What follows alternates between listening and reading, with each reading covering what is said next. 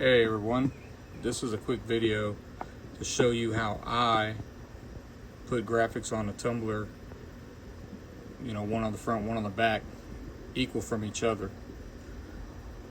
So what I've done here is I've had two graphics, this one, this one. This graphic is 80 millimeters wide, this one is 40 millimeters wide. On this side here I have this box and I have that box. This box is 298 millimeters long. This box is exactly half of that, which is 149 millimeters long. 298 millimeters is the perimeter of the bottle, of this bottle right here. It's 298. Half of that is 149. From logo here to the other half of the bottle, that's 149 millimeters.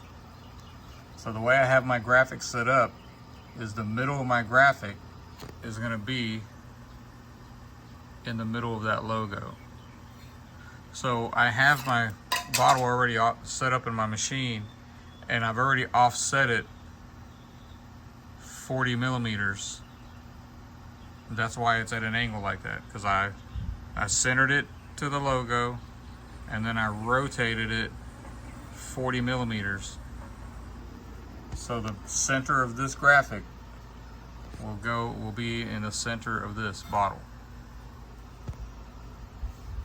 The smaller box, you see I've got it set up in the middle of that graphic. It goes 149 millimeters, which on this bottle is going to be 180 degrees. So you'll see from the middle of that polar camel label, from the middle of that to the middle of the back is 149 millimeters.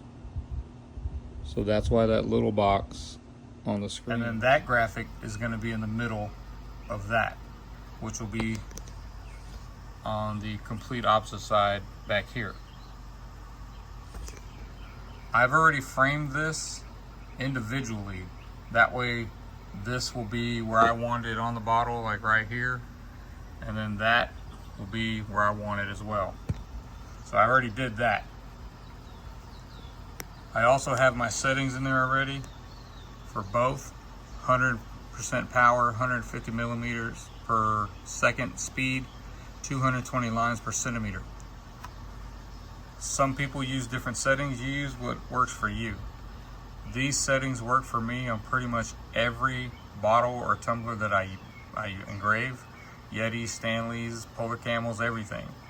You can probably find faster settings and tweak it. I know these work on pretty much everything, and this is what I use. I'm not in the business of replacing people's Stanleys, so I'm not going to try to tweak it to make it 10 seconds faster. I'm going to go with what I know works, because I'm not replacing their $45 Stanley.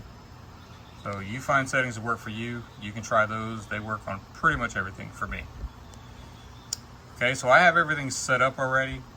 Like I said, I pre-framed each one of those graphics individually. I've got this guy and this guy 180 degrees from each other, which on this particular cup is 149 millimeters. And I've already got my cup offset the 40 millimeters I need to make this center that graphic centered.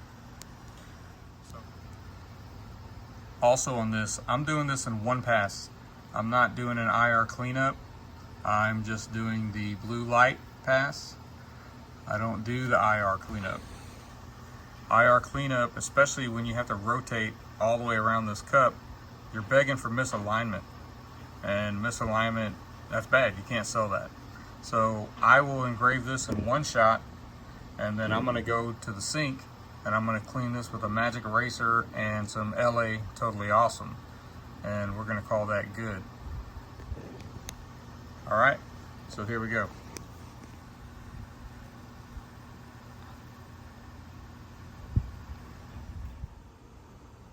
So I'm going to go ahead and go to process.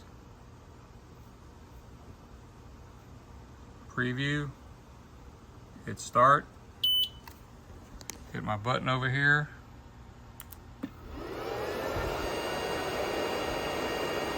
and we'll check back in a minute when it's done. So the bottle's finished. You'll see it's centered on this side. Rotate it. Center on that side. I'll take it to the sink in a minute, give it a clean up. We'll call it good. So here's the completed bottle after I cleaned it up. Magic eraser, LA Totally Awesome little scrub. See, I've got the graphics centered.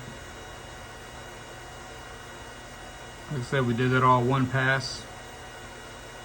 Came out clean. Hope that helps you guys.